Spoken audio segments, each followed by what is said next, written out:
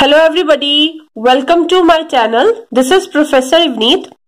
So today I am going to teach you measurement of price elasticity of demand. हम price elasticity of demand को किन method से major करते हैं? So price elasticity of demand को method को measure करने के तीन मेथड्स होते हैं. First is total expenditure method और total outlay method. Second is proportionate और percentage method. Third is geometric और पॉइंट मेथड. तो हम एक एक करके सब डिस्कस करेंगे. सो फर्स्ट वन है हमारा टोटल एक्सपेंडिचर मेथड. देखो, इस मेथड को हम टोटल आउटले मेथड भी बोलते हैं. ये मेथड मार्शल ने दिया था. अब हम टेबल से इसे समझते हैं इस मेथड को. तो ये टेबल गिवन है, टेबल लिया है मैंने. इसमें हमने तीन सिचुएशन ली है. अब यहाँ कॉलम्स में हमने फर्स्ट में सिचुएशन लिख लिया है, सेकंड में हमने प्राइस दिया है, देन क्वांटिटी जो किलोग्राम में हमने ली है. टोटल एक्सपेंडिचर, टोटल एक्सपेंडिचर क्या होता है हमारा? Price into quantity. मींस हमने कितना खर्च किया है, मींस एक प्रोडक्ट का कितना प्राइस है और हमने कितनी क्वांटिटी खरीदी है, तो वो हमारा टोटल एक्सपेंडिचर हो गया जब हम इन दोनों को मल्टीप्लाई कर लेंगे. यहां हमने शो किया है effect on total expenditure, total expenditure पे क्या इफेक्ट पड़ेगा, और यहाँ पे हमने इलास्टिसिटी ऑफ डिमांड बताई है. सो हमने तीन सिचुएशन ली है. तो फर्स्ट ए सिचुएशन में क्या है, हमारा जो प्राइस है वो 2 से 1 हो गया है. प्राइस मतलब गिर गया है, हमारा फॉल हो गया है. क्वांटिटी जो है हमारी इंक्रीज हो गई है 4 से 8. अब टोटल एक्सपेंडिचर क्या आएगा? टोटल एक्सपेंडिचर आएगा हमारा प्राइस इंटू क्वांटिटी. तो प्राइस है हमारा 2, क्वांटिटी है 4, तो यहाँ 8 आ गया. देन 1 इंटू 8, ये 8 आ गया. अब देखो, जब हमारा प्राइस फॉल होगा और टोटल एक्सपेंडिचर में कोई फर्क नहीं आएगा, मीन्स ये सेम रहेगा, सेम टोटल एक्सपेंडिचर रहेगा.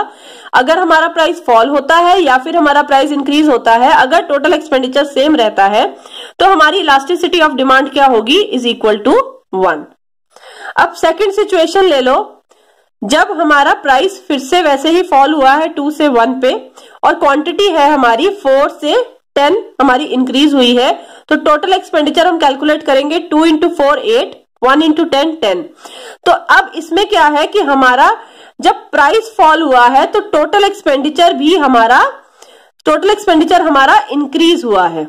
ठीक है, तो देखो, जब प्राइस और टोटल एक्सपेंडिचर ऑपोजिट डायरेक्शन में मूव करेंगे, मींस जब प्राइस फॉल होगा और टोटल एक्सपेंडिचर इंक्रीज होगा, या फिर प्राइस इंक्रीज होगा तो उससे टोटल एक्सपेंडिचर फॉल होगा, मींस ऑपोजिट डायरेक्शन में मूव करेंगे, तो उस केस में जो हमारी इलास्टिसिटी ऑफ डिमांड होगी वो हमारी ग्रेटर देन 1 होगी. नेक्स्ट थर्ड सिचुएशन हमने ली है, सी सिचुएशन. इसमें भी हमारा जो प्राइस है वो फॉल हो रहा है 2 से 1, और जो हमारी क्वांटिटी है वो 3 से 4 हो गई है. तो हमने जब टोटल एक्सपेंडिचर कैलकुलेट किया तो 2 इंटू 3 6 आ गया, 1 इंटू 4 4 आ गया. तो अब इसमें टोटल एक्सपेंडिचर भी हमारा फॉल हो रहा है. तो जब प्राइस के फॉल होने से टोटल एक्सपेंडिचर फॉल हो, या प्राइस के इंक्रीज होने से टोटल एक्सपेंडिचर इंक्रीज हो, मींस दोनों सेम ही डायरेक्शन में मूव करें, तो उस केस में हमारी elasticity of demand less than 1 होती है. ओके, तो यही पॉइंट्स मैंने यहाँ पे लिखे हैं, यहाँ पे मेंशन करे हैं. इफ राइज और fall in price of a commodity makes no change in its total expenditure, then elasticity of demand is unitary is equal to 1. If with the fall in price of a commodity, अगर commodity का price गिरता है, fall होता है, और total expenditure increase होता है, और अगर प्राइस इंक्रीज होता है और टोटल एक्सपेंडिचर डिक्रीज होता है, तो हमारी elasticity of demand greater than 1 होती है. और अगर प्राइस के फॉल होने से टोटल एक्सपेंडिचर डिक्रीज होता है और प्राइस के इंक्रीज होने से टोटल एक्सपेंडिचर भी इंक्रीज होता है, तो इलास्टिसिटी ऑफ डिमांड हमारी लेस देन 1 है. मींस दोनों सेम ही डायरेक्शन में मूव कर रहे हैं. ओके, अब इस डायग्राम से हम इससे ज्यादा क्लियर हो जाता है. देखो, ये जो है हमने एक्स एक्सिस पे टोटल एक्सपेंडिचर ले लिया है, वाई एक्सिस पे हमने प्राइस ले लिया है. तो ये जो टीई है ये हमारा टोटल एक्सपेंडिचर कर्व है. ओके, अब देखो, टीई टोटल एक्सपेंडिचर कर्व है, तो हमने इसको ऐसे ड्रॉ कर लिया है. अब हम तीनों का देखेंगे. तो सबसे पहले हम इस पार्ट को देखेंगे, बी और सी. बी और सी जो है, B C, it is a part of total expenditure curve. तो बी सी जो है is part of total expenditure curve. ठीक है, तो देखो जब ये BC इसका पार्ट है, अब BC इस केस में हमारा प्राइस कितना है, OM प्राइस है हमारा, price is equal to OM। तो जब हमारा प्राइस OM से, प्राइस जब हमारा OM था तो हमारा टोटल एक्सपेंडिचर कितना था, MC, टोटल एक्सपेंडिचर था हमारा MC। अब हमारा प्राइस जो है वो इंक्रीज हो गया है कितना, ON। अब प्राइस हमारा इंक्रीज हो गया है, price increased from OM to ON, OM से ON इंक्रीज हो गया है प्राइस, और फिर भी हमारा टोटल एक्सपेंडिचर कितना है, NB। ठीक है, टोटल एक्सपेंडिचर हमारा NB है, बट हमारा MC और NB इक्वल है, MC is equal to NB। अब आप यहां से देखो MC is equal to NB, ये दोनों इक्वल है, तो मींस जब हमारा प्राइस इंक्रीज हुआ OM से ON, ठीक है, OM से ON इंक्रीज हुआ पर हमारा टोटल एक्सपेंडिचर सेम रहा, ठीक है, तो उस केस में मैंने आपको टेबल में बताया था हमारी इलास्टिसिटी ऑफ डिमांड क्या होती है, इज इक्वल टू 1, जो कि होती है हमारी यूनिटरी इलास्टिक। ओके, तो इस केस में हमारी ये यूनिटरी इलास्टिक आ जाएगी। अब यहां पे आ जाओ, अब हम लेंगे TB is a part of total expenditure curve. अब यहां पे लेते हैं TB is a part of total expenditure curve. ठीक है, यहां देखो, अब प्राइस कितना है हमारा, ON, प्राइस है हमारा इज इक्वल टू ON, यहां पे प्राइस हमारा ON है। ठीक है, अब हमारा उस केस में टोटल एक्सपेंडिचर कितना है, NB, टोटल एक्सपेंडिचर है हमारा NB।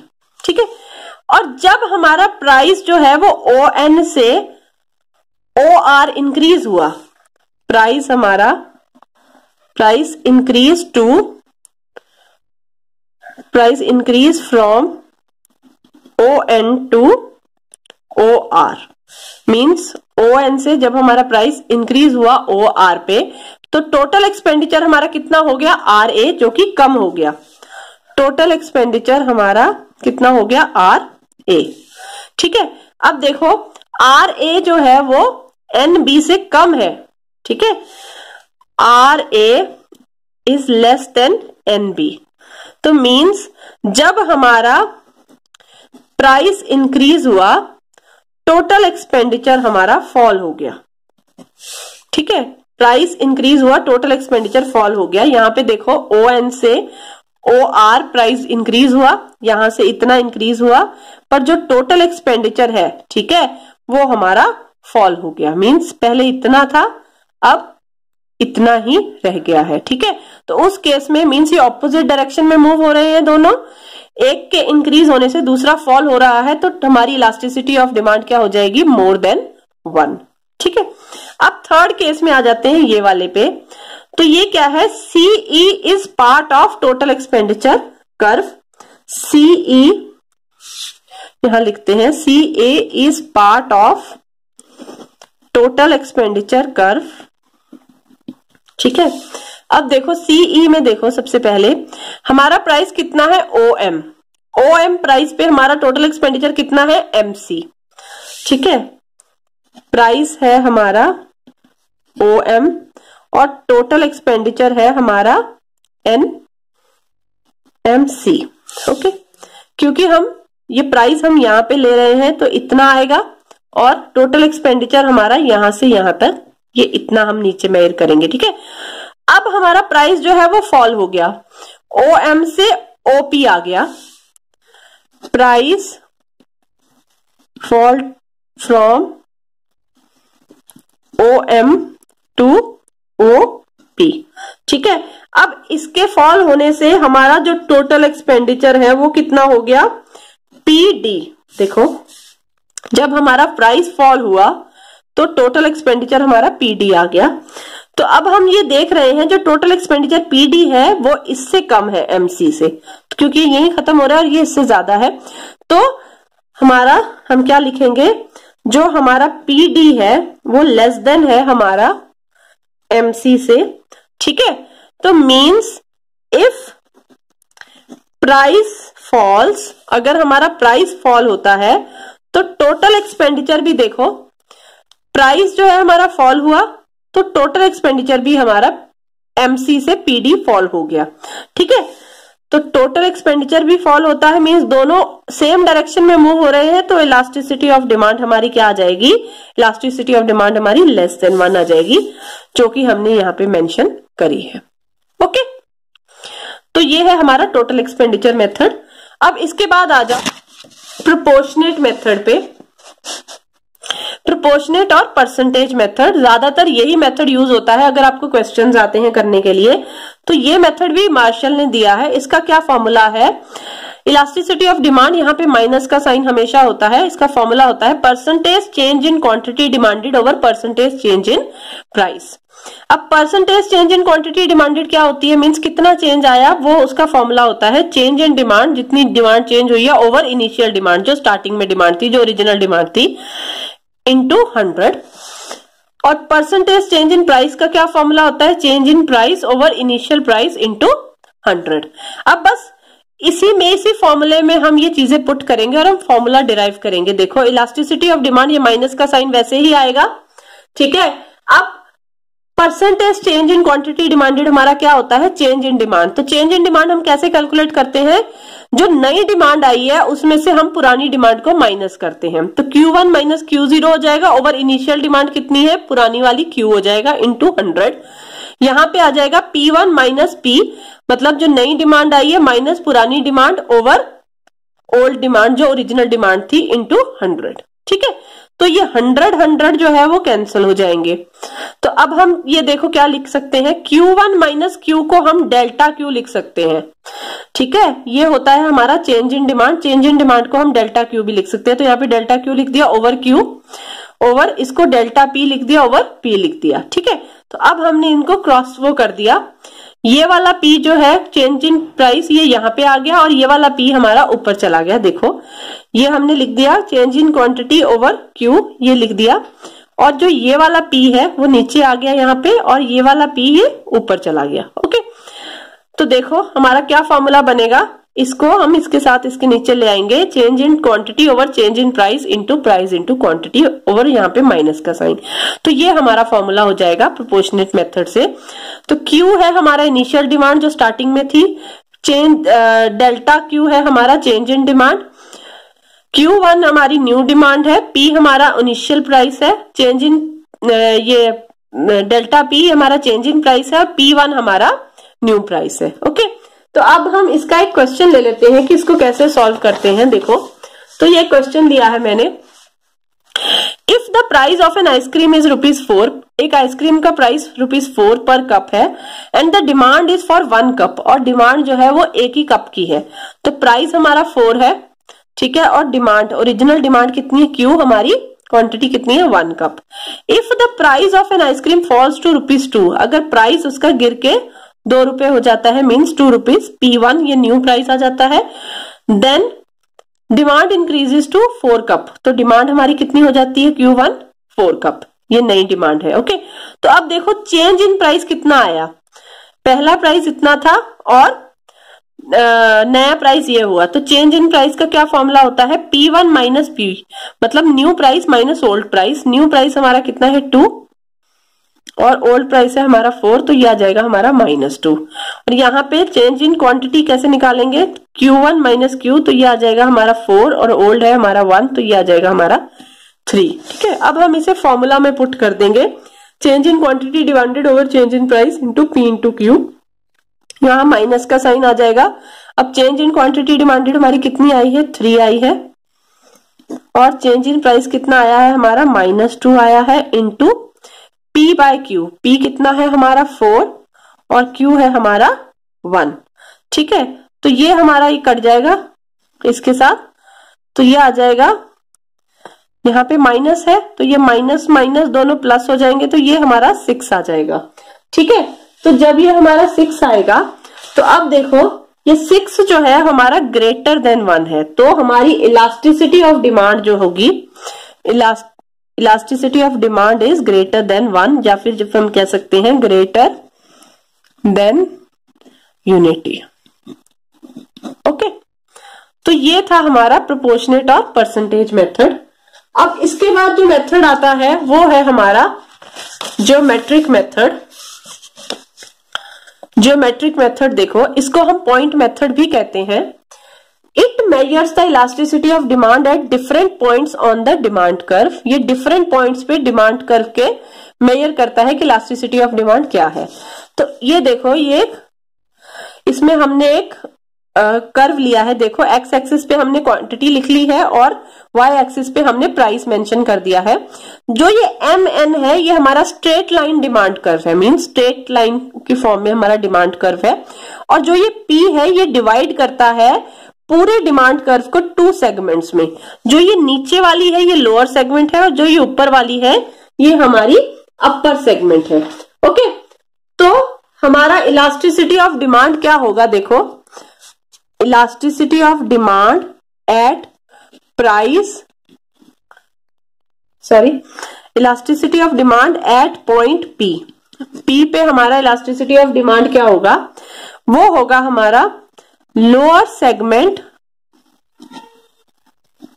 From P over upper segment from P. अब देखो, अब इसमें लोअर सेगमेंट फ्रॉम पी कितनी है, लोअर सेगमेंट है हमारी पी एन, ठीक है, और अपर सेगमेंट हमारी कितनी है P M. Okay, but P N जो है वो is equal to P M है, ये दोनों इक्वल है। ठीक है, अब ये दोनों इक्वल है तो हमारी जो इलास्टिसिटी ऑफ डिमांड आएगी वो हमारी आएगी is equal to 1। Elasticity of demand हमारी आएगी इज इक्वल टू 1, क्योंकि जो हमारा पी एन है वो पी एम के इक्वल है, तो दोनों कट के इज इक्वल टू 1 आ जाएगा। क्लियर, ये हो जाएगी हमारी यूनिटरी इलास्टिक, हमारी elasticity of demand unitary elastic हो जाएगी। ओके, या फिर हम इसे यूनिटी भी कह सकते हैं और यूनिटी भी कह सकते हैं। ओके, अब नेक्स्ट पे आ जाओ, एट पॉइंट।